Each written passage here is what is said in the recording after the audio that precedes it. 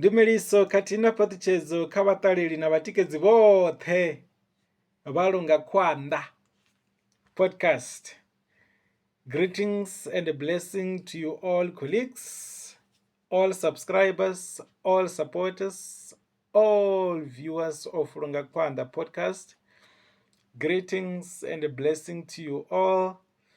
Can you believe that today I am recording episode number 31?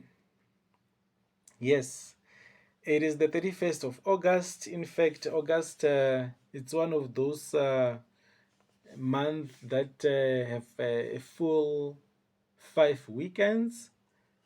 Yeah, so it's been a long month. Last week I was actually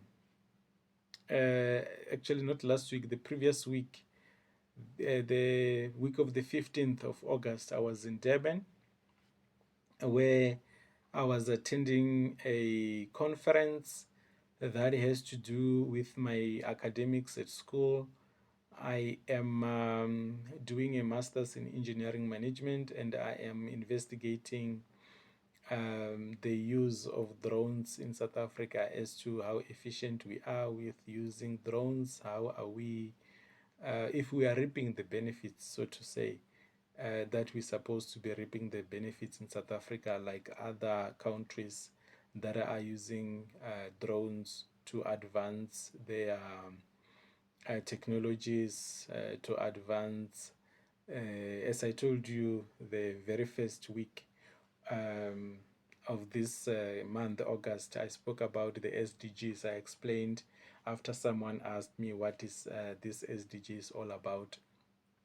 So I am investigating how we are using drones for industrialization, for innovation, and to develop infrastructure in South Africa using drones. So I enjoyed myself. It was an amazing experience. In fact, the last 2 episodes that I posted, episode number 29 and 30, I posted them, having recorded them from Durban.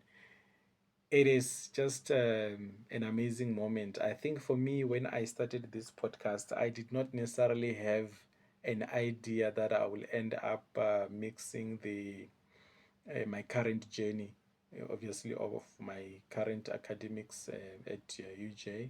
So it has just become a mix of. I thought I would just speak about the project that I'm doing, focusing on raising funds for kids from poor backgrounds, on how we will do fundraising and things like that. That was actually the whole idea when I started this podcast.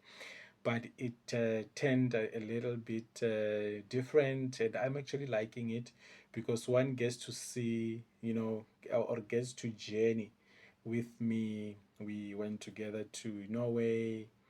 We went together to my presentations at UJ, where I think one of the episodes or one of the videos that I posted was a Q&A when I was at UJ after I presented my project there.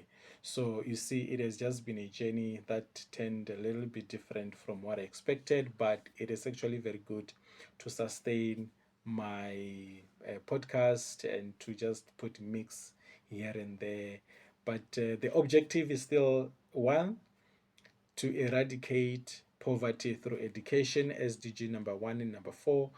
And I'm doing that through raising funds. If you go to bekebadi.co.za and you search my name, or you search Lunga Kwanda, or you search Varsity, you'll find the campaign. And I am very much grateful that the donations are coming, and I'm slowly getting to the 50% mark. In fact, I did say that I will give you a breakdown, and I think in September, when speaking about the spring of life and when the season starts to spring, I will provide an update. I think I spoke about this maybe, I think it was the first episode of August, I did say that I'll give you a rundown, but I'm still committed to give you a rundown. So I think somewhere here in September, I will do that. But today, episode number 31, the 31st of August, episode 31 August 2025. What do I want to talk about today? Today, I want to talk about something that is also very close to my heart. The other a week before I went to Durban, I spoke about this month of August, Tangore, Ngachivenda, which means to be ripped off, which means the plants are withering the leaves and the flowers, and yeah, how God can actually restore. I read from the book of Joel, chapter 2. So today I want to talk about something else as I'm closing this month of August. August, usually when it comes for me, it reminds me the moment where I lost things in my life. And there are other things that probably I will not say on the podcast, but yeah, there are things that we have lost in life as people. And when we look back, we just thank God for the fact that God is able to restore. Now, what I want to talk about today, it's a scripture which is very controversial, and hopefully one can make time to read it. It's in the book of Deuteronomy, chapter 23, verse 12 to 14. I love this scripture. It just shows you that sometimes in life, God knows what we go through. Even when you go through the month of August, God knows. Even when you go through a season where you are just being ripped off, where you are losing things, there are people who, especially, I love radio.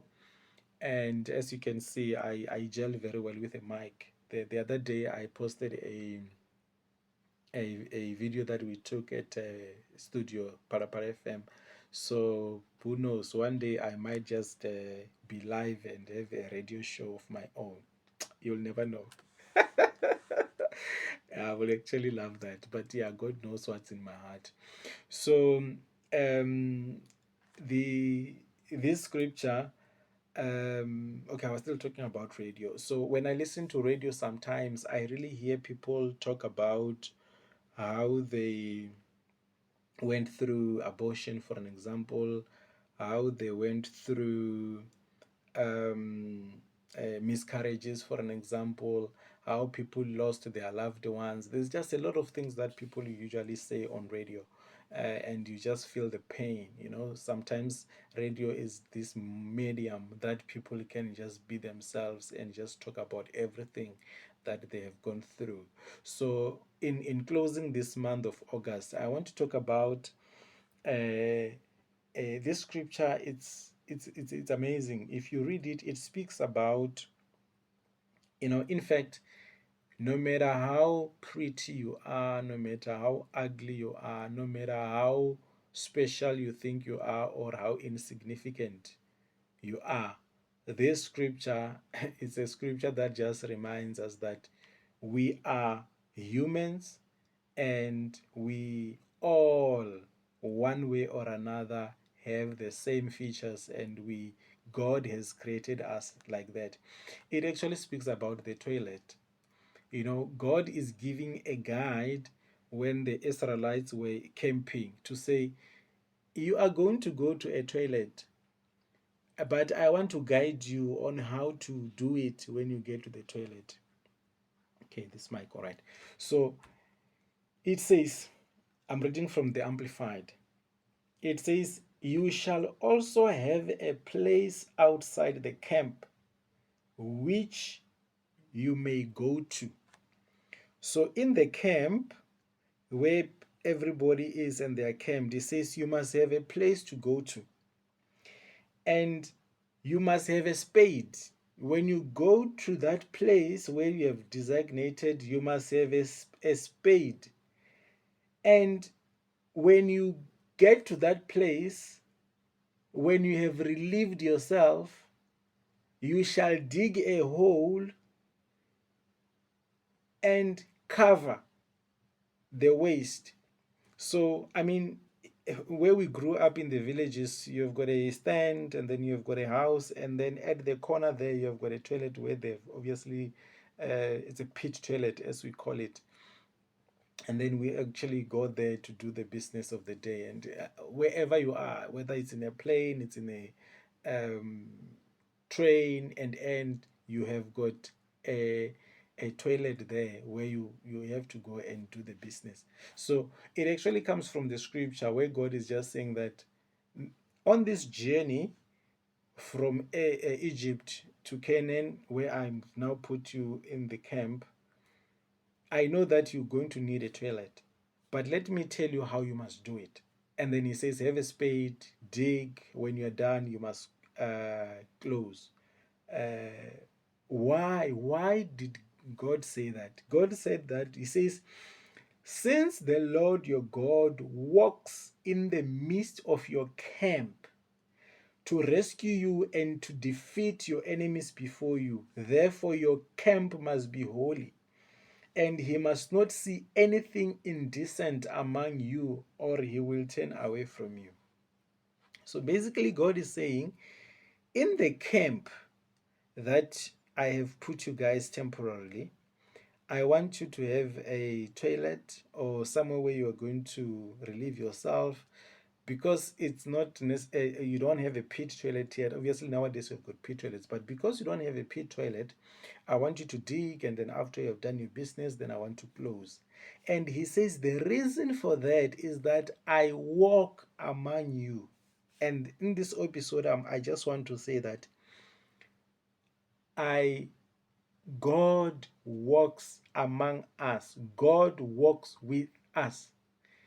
He walks with us even in the worst seasons of our lives. You know, I was talking about August. I was talking about this month, Tangule, where we've been ripped off and people have lost, and God walks with us. I'm reminded about something, and this is actually how I'm going to title this episode. This other day, I am talking to a guy. It was the time when I was doing the drone license. I've got a drone license. So I'm with this guy. I'm telling him my story. I've been through this. I've done this, and some of the things that I've shared with you. And I was just talking to him about my academic journey, spending 9 years at Tekis, doing a 4-year degree. And that guy is a white guy, one of these guys who just talk their mind. And then he says to me, "Hi, Phumudzo, you have been through it." Shh. Hey, I laughed. I'm like, what? You are actually correct. I have been through. Shh. And that's the point where I remembered this scripture. I remembered that, in life we go through and when we go through with a T at the end, it doesn't mean that God is not there in our lives. God definitely is there in our lives. No matter what you go through, no matter what shoot you go through, God is there. He says, dig and close the shit that you have put there, because I walk among you. No matter what you go through, even the most terrible of things that you go through, God is there. He says, I walk among you. Even to the last, the most hectic of experience in life, some of the things that we have gone through, some of us can't even tell someone that we have done this, we've done this, we've done this, we've done that, because we'll probably feel embarrassed. And that is actually one of the things that happen in life when you really are pressed and you want to go to a toilet. The only thing that you think of at that moment is just to go to the toilet, and there is an element of embarrassment that I cannot lose things here. I need to hold it until I get to the toilet. Even the things that embarrass us to the last degree, God says, I walk with you. I there in your camp, I walk with you. I roam around you. even when you are going through shame, even when you have done there are things that we can even say, if we're to say I have done bad things, there's just one bad thing that I've done. Even through that bad thing, God is with us. God is with you. One day I spoke to someone and we were at varsity, in fact, at the time. I spoke to someone, and sometime later, that person told me that, that time when you spoke to me, I had a lot of suicidal thoughts, and but I was able to come out of that situation. So I know that we go through things, we go through thoughts that even push us to feel like this is it. God, this is it. I am throwing in the towel. If it comes to maybe committing suicide, God says, through it all, even to the last moment where you feel like this is it, God says, I walk with you. I walk through. That's why, in fact, David says, even though I walk through the valley of death or the shadow of death, he is there and he goes with us. Okay, tongue twister there. He goes with us. And that's something that is just in my mind, that is just in my heart on this episode, that just remember that God says, even when you are going to relieve yourself, I am there with you. Read the scripture, Deuteronomy 23:12-14. He says, he gives a guideline on how people should relieve themselves, how they should make the camp clean even after they have gone to the toilet. He says, dig, put your stuff close, because I walk with you. And that was just giving me an idea that even when we go through shoot in life, like that guy said, hey Phumudzo, you have been through shoot adversity. Yes, even after you have been through shoot, even if you're going through shoot, God is there. He says, I go through the camp, and I don't want to see this and this and that. Through that hectic moment. This scripture actually, another sermon that one can preach this scripture is just to speak about holiness. But today I'm not talking about holiness. I'm talking about the worst that can ever happen in our lives. The sin, the hectic thing that one has ever done that they can never even tell anyone.